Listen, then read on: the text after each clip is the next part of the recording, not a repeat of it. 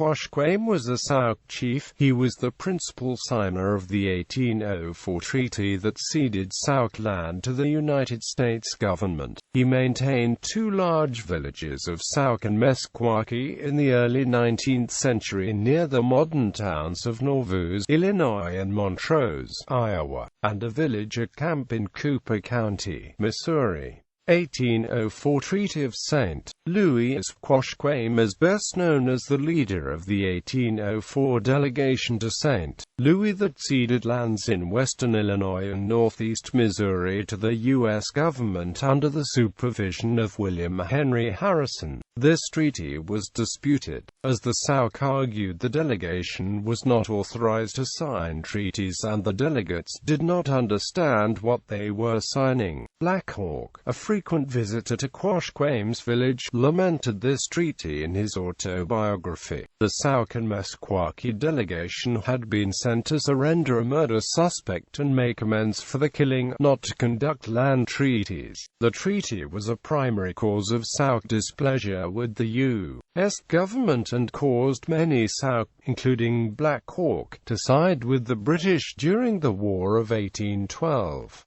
Black Hawk autobiography, Fort Madison and the War of 1812. Zebulon Pike noted rumors that Quashquame was leading a large group of 500 Sauk, Meskwaki, and Iowa near the Missouri River west of St. Louis in 1806.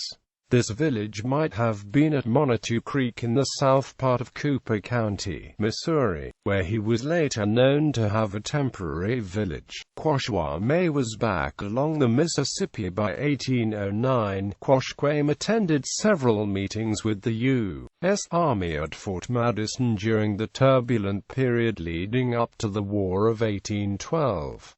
Quashquame and his band of Sauk remained neutral during the war. In the spring of 1809, several Sauk, possibly led by Black Hawk, attempted to storm Fort Madison. They were held at bay by threat of cannon fire. The next day, Quashquame and two other Sauk leaders attempted to restore relations with the United States Army, telling the commander, Alpha Kingsley, that the offending parties were acting on their own and had left the region. Kingsley demonstrated the might of the army, firing a canister of shot from a 6-pounder cannon. The Sauk were astonished and put their hands to their mouths with an exclamation that the shot would have killed half of them. Quashquame attempted to placate Gen. William Clark during a meeting in 1810 or 1811 in St. Louis, telling Clark, "My father, I left my home to see my great-grandfather, the President of the United States, but as I cannot proceed to see him, I give you my hand as to himself. I have no father to whom I have paid any attention but yourself. If you hear anything, I hope that you will let me know, and I will do the same. I have been advised several times to raise the tomahawk. Since the last war we have looked upon the Americans as friends, and I shall hold you fast by the hand. The Great Spirit has not put us on the earth to war with the whites. We have never struck a white man. If we go to war it is with the red flesh. Other nations send belts among us, and urge us to war. They say that if we do not, the Americans will encroach upon us, and drive us off our lands." About 1810, Quashquame maintained a camp, a temporary village along Montrose Creek in the south part of Cooper County, Missouri, perhaps near Rocheport. Quashquame was left in charge of the non-warrior members of the Sauk during the War of 1812. Black Hawk wrote, "All the children and old men and women belonging to the warriors who had joined the British were left with them to provide for. A council had been called which agreed that Quashquame, the Lance, and other chiefs, with the old men, women and children, and such others as chose to accompany them, should descend the Mississippi to St. Louis, and place themselves under the American chief stationed there. They accordingly went down to St. Louis, were received as the friendly band of our nation, were sent up the Missouri and provided for, while the Friends were assisting the British. Later treaties. Quashquame was a Sauk representative on a number of treaties after the war. In 1815, Quashquame was part of a large delegation that signed a treaty confirming a split between the Sauk along the Missouri River with the Sauk that lived along the Rock River at Sauk-Enuk. The Rock River group of Sauk was commonly known as the British Band, which formed the core of Indians participating in the Black Hawk War. Among other treaties, in 1825 Quashquame signed the Treaty of Prairie du Chien, which established boundaries between rival tribes. Villages. Quashquame maintained a village near what is now Nauvoo, Illinois, until it was combined with an older village on the west side of the Mississippi near Montrose, Iowa. While living at the eastern village, Quashquame helped mediate retribution for the murder of a Sauk by a white trader near Bear Creek in 1818.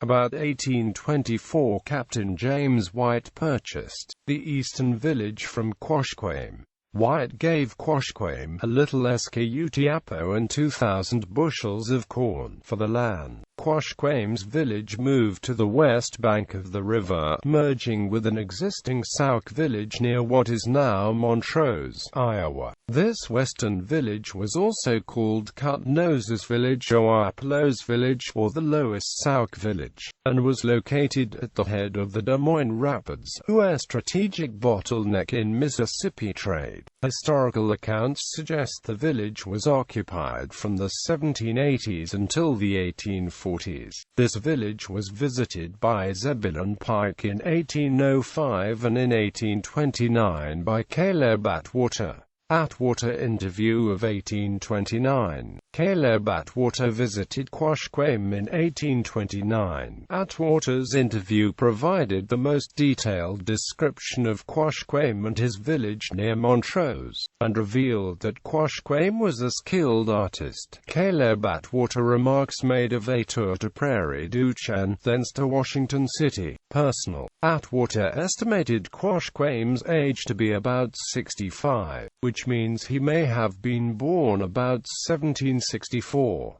Quashquame was the father-in-law of famed Meskwaki chief Timer. Because of his role in the disputed 1804 treaty, Quashquame was reduced from a principal leader of the Sauk to a minor chief. Quashquame was chief of this tribe once, but being cheated out of the mineral country, as the Indians allege, he was denigrated from his rank and his son-in-law Tiama elected in his stead. Fulton provided this epitaph. Quashquame died opposite Clarksville, Missouri, about the beginning of 1830. In person he was short, but heavily formed. He was not considered great intellectually, and was regarded as deficient in the traits of a noble warrior. His influence among his people was limited, and his character not free from tarnish. Black Hawk did not hesitate to censure him in the most bitter terms for the part he took in the Treaty of 1804. The 1830 date of death is not supported by historical accounts of Quashquame attending a conference at Fort Armstrong in the fall of 1831.